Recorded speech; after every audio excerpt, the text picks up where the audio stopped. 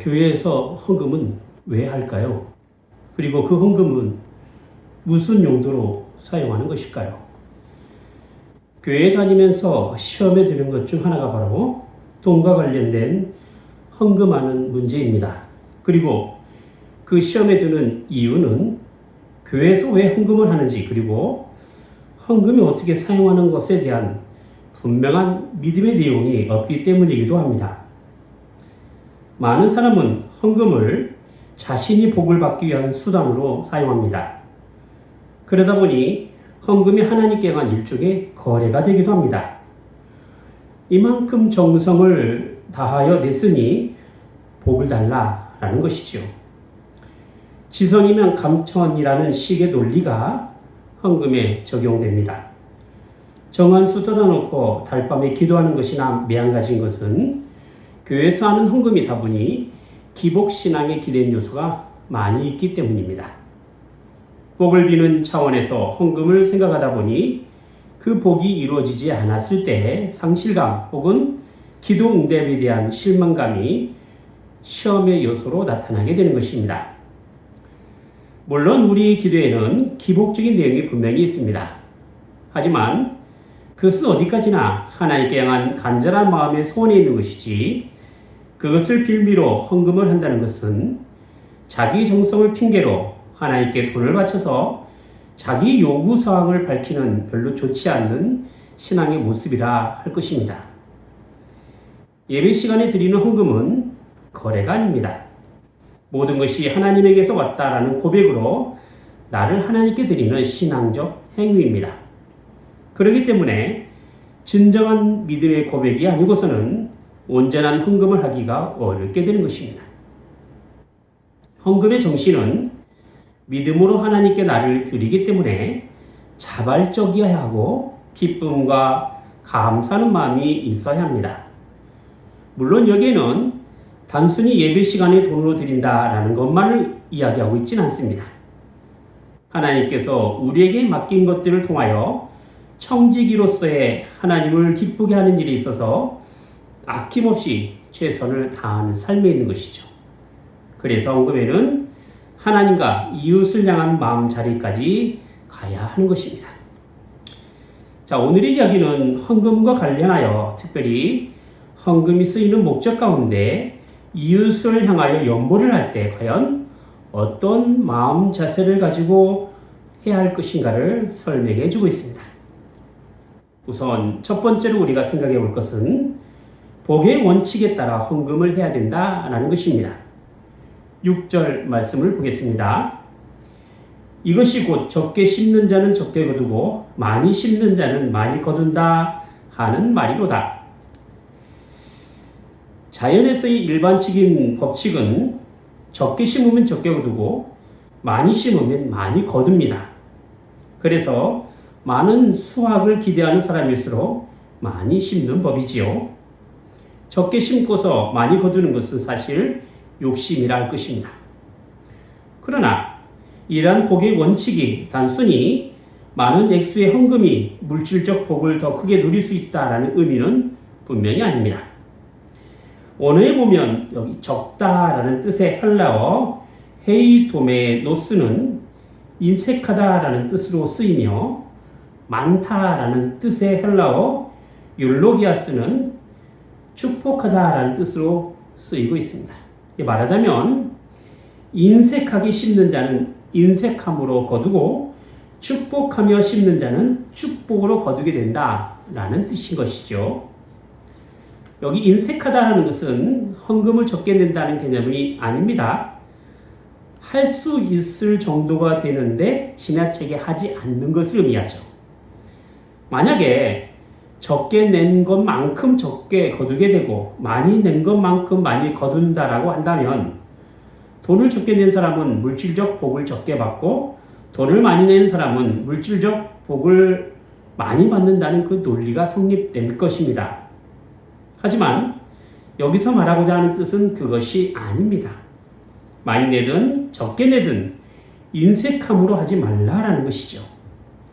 인색함에는 내 것이라는 인식이 깊이 들어가 있는 까닭에 남을 위한 자기 희생을 필요로 할 때 아깝다라는 욕심으로 인하여 기쁨이나 감사로 나타내기가 어렵게 되는 것입니다.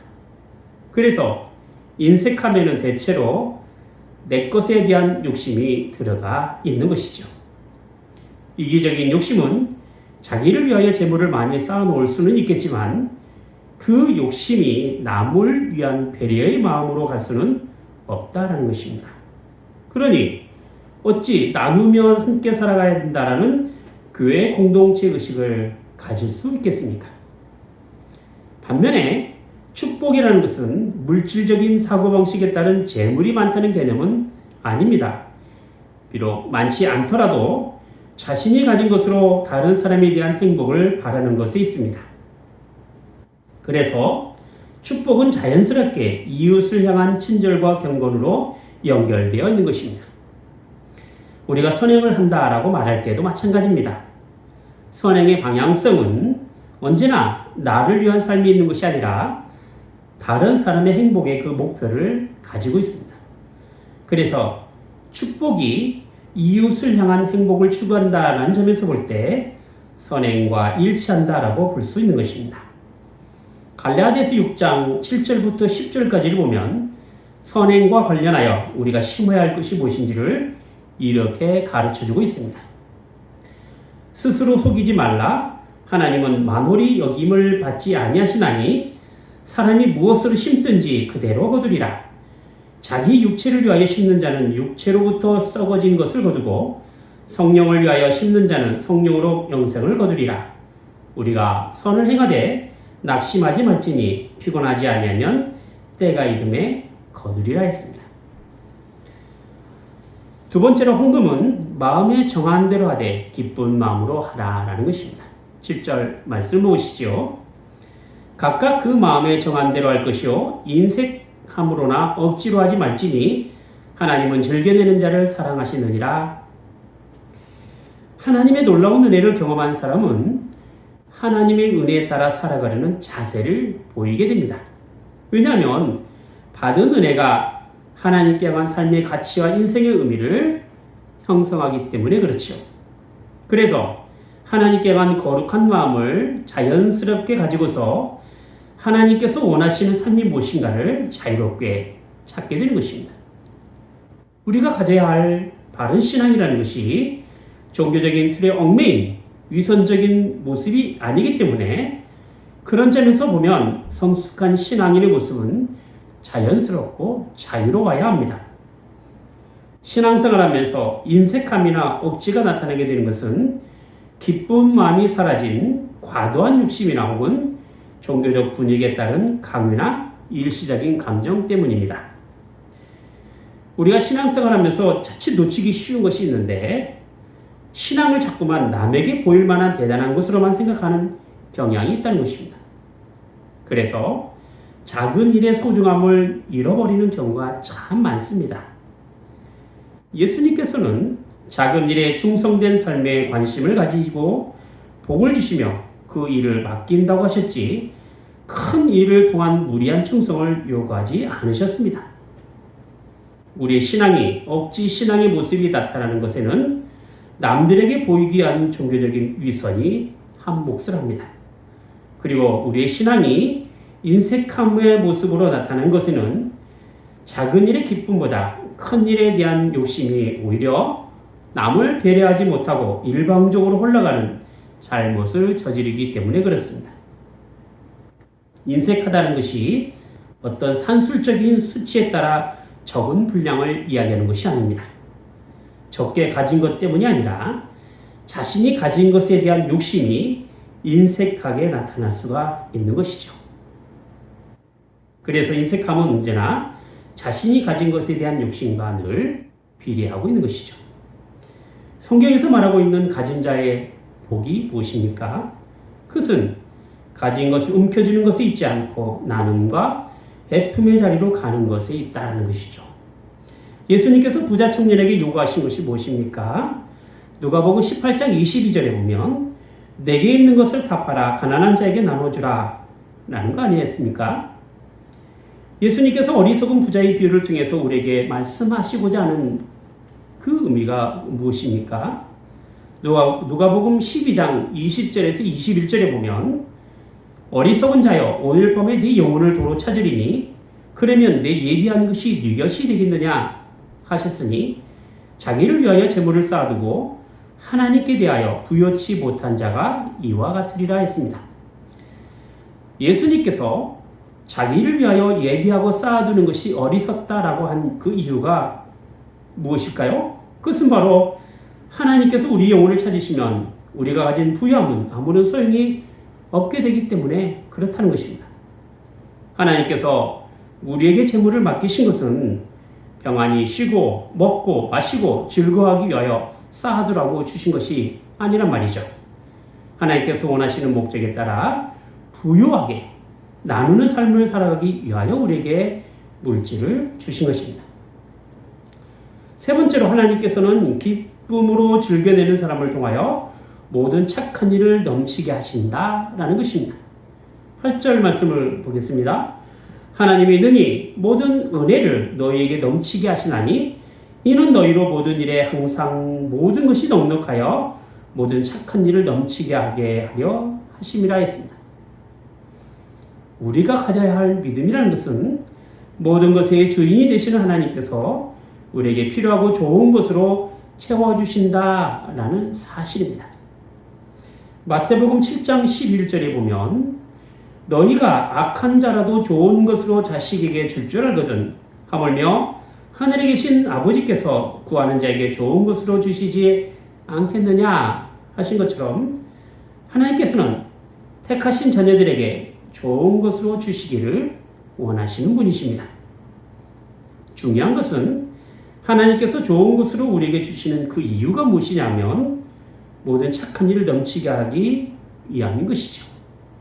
특별히 오늘 본문 말씀처럼 기쁨으로 즐겨내는 사람을 통하여 모든 일에 항상 넉넉하고 넘치게 채워주신다라는 것입니다. 정말로 우리가 가진 재물과 또 우리의 삶에 넉넉함이 있다고 한다면 그것으로 모든 착한 일을 넘치게 하기 위한 은혜의 수단으로 사용되어야 합니다. 자신의 부유함이 하나님께서 주신 은혜라고 한다면 그 모든 은혜를 넘치게 하시는 하나님을 위한 삶으로 나타내어야 한다는 것입니다.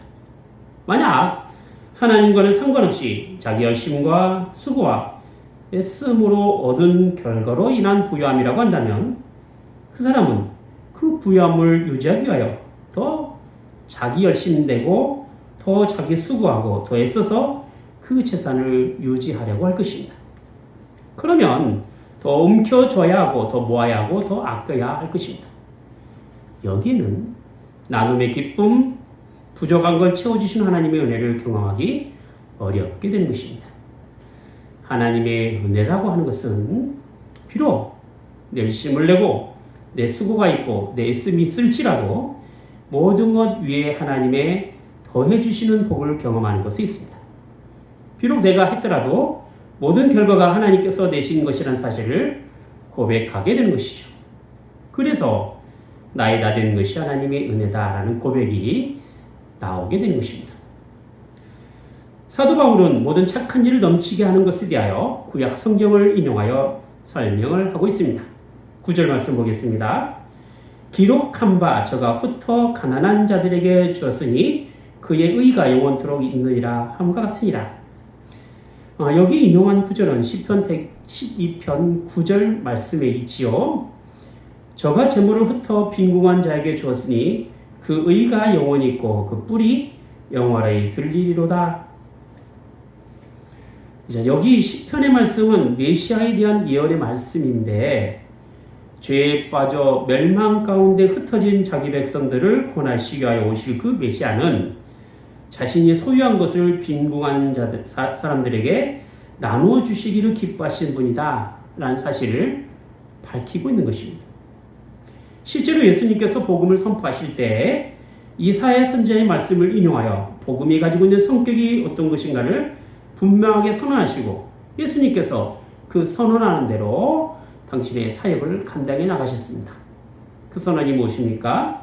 누가복음 4장 18절 말씀이죠. 주의 성령이 내게 임하였으니 이는 가난한 자에게 복음을 전하게 하시려고 내게 기름을 부으시고 나를 보내사 포로된 자에게 자유를 눈먼 자에게 다시 보게 함을 전파하며 눌린 자를 자유케 하고 주의 은혜를 전파하게 하려 하십니다. 하나님의 복음은 우리의 삶에 매우 실질적인 혜택을 정해 줍니다. 그것은 바로 가난함에서 풍성함을 누리는 것에 있고요. 억눌림으로부터의 자유가 있고요. 보지 못함으로부터 보게 하는 것이 있습니다. 하나님께서 우리를 구원하신다라고 말을 할 때 그 구원이란 죄로부터의 벗어남입니다. 그리고 그 죄에서 벗어났다라고 하는 것은 단순히 죄에서 해방되었다라는 선언적 의미에서 끝나는 것이 아니라 우리의 삶에 있어서 여러 고통과 얽매임으로부터 아주 실질적인 벗어남을 경험하는 것에 있는 것이죠. 그래서 예수님을 믿는 사람은 죄로 인하여 자기 욕심에 사로잡히지 않고 늘 살아가려고 애를 쓰는 것이고 주님께서 주신 것으로 나눔의 기쁨을 누리며 살아가려는 사람이 되는 것입니다. 하나님께서 넘치도록 주신 그 은혜에 따라 기쁨으로 넉넉하게 선한 일을 감당해 나가는 사람이 되는 것이죠. 예수를 믿는 사람이 선해야 된다라고 하는 그 이유가 있다고 한다면 선한 일을 위하여 풍성하게 넘치도록 채워주시는 하나님의 은혜가 있기 때문에 그렇습니다. 하나님의 은혜가 우리를 더 풍성하게 선한 일로 이끌어 가는 것이죠. 주는 자가 복이 있다라는 하나님의 말씀은 우리의 신앙 생활이 하나님과 이웃에게 향하여 있기 때문이기도 하지만 결국에는 그 나누는 삶을 통하여 우리가 더 풍성하게 채워가기 때문이기도 합니다. 그래서 나눔의 정신은 인색함이나 억지가 아닌 모든 일을 부여하게 하며 너그러움을 하는 것입니다. 인색함으로 하면 인색함으로 거두고 억지로 하면 억지로 거두게 됩니다. 풍성함을 기대하게 된다면 그 풍성함으로 나눠야 되고 의의 열매를 기대하게 된다면 의로움을 가지고 나타낼 수 있어야 하는 것입니다. 기독교의 황금률이 무엇입니까? 마태복음 7장 12절에 이렇게 말씀하죠. 무엇이든지 남에게 대접을 받고자 하는 대로 너희도 남을 대접하라. 이것이 율법이요 선지자니라 하고 있어요. 내게 필요한 것이 있고 내게 요구되는 것이 있을 때 성경적으로 해결하는 방법이 있다고 한다면 그것은 바로 남에게 먼저 그것을 베품으로써 나타내는 것입니다. 베품도 나눔도 남이 나에게 하는 것이 아니라 내가 남에게 먼저 하는 것입니다. 그런 사람이 복이 있는 사람이 되는 것이죠. 성경은 왜 우리에게 한없이 베풀며 나누는 삶을 강조하고 있습니까? 그냥 혼자 예수님 잘 믿고 천국 가면 되는 것인데 왜 이웃을 생각해 하고 그들의 필요를 채워해 줘야 되고 나눔과 베품을 통하여 교회에서 연부를 해야만 합니까? 혼자 예수님을 믿으면 편할 것 같기도 합니다만 성경은 절대 혼자만의 신앙을 요구하지 않는다는 것입니다. 물론 하나님의 부르심에는 개인적인 부르심으로부터 시작을 합니다. 아브라함을 먼저 부르시고 모세를 부르시고 요셉을 사용하신 것은 분명 개인적인 하나님의 부르심이 있기 때문에 그렇습니다. 하지만 하나님께서 그들을 부르신 것에는 그들을 통해서 모든 민족이 구원을 얻게 하기 위한 분명한 목적이 있는 부르심이다 라는 것이죠. 아브라함을 통하여 민족의 아비가 되게 하시는 것이 있죠. 모세를 부르셔서 이스라엘을 민족교회로 삼으시려는 것이 있습니다.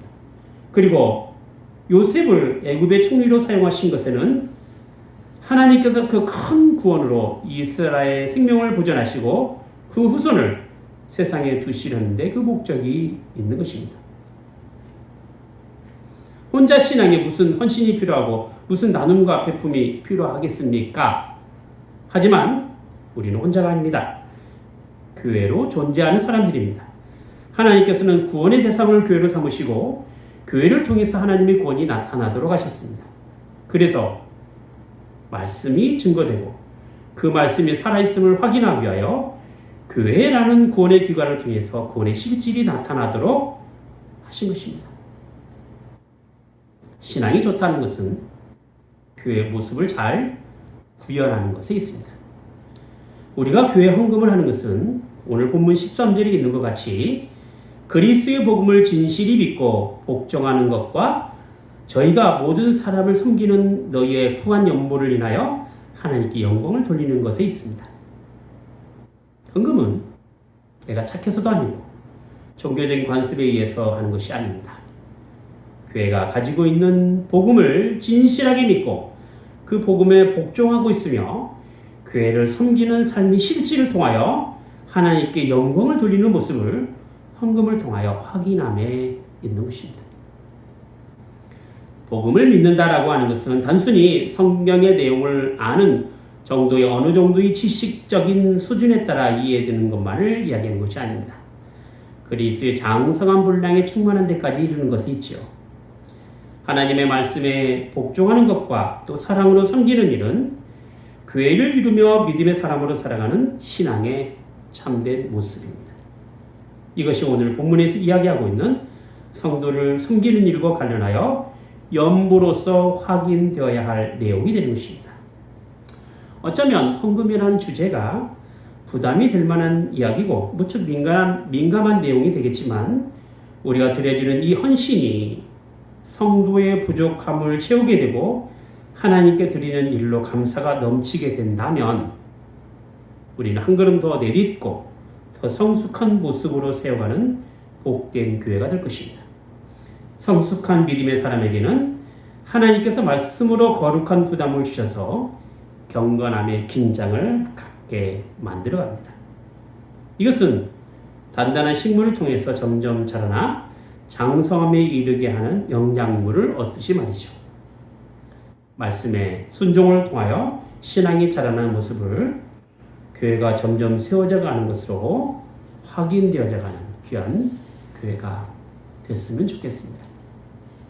기도하겠습니다.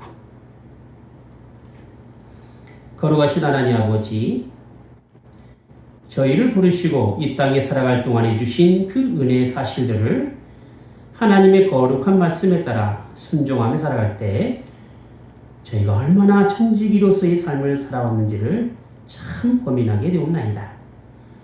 또한 하나님 말씀에 복종하며 또 교회를 통해서 사랑으로 섬기는 일이 믿음 안에서 교회를 세워가는 모습으로 나타나고 있는지를 또한 생각하게 되옵나이다.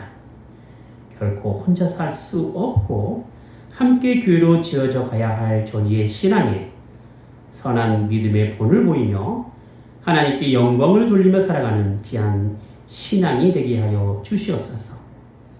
주님께서 저희를 부르신 그 부르심에 합당한 그 삶의 실질이 모든 일에 인색함으로 하지 않게 하시고 풍성하게 베푸는 복으로 열매를 맺는 삶이 되게 하여 주시옵소서. 주 예수 그리스도 이름으로 기도하옵나이다.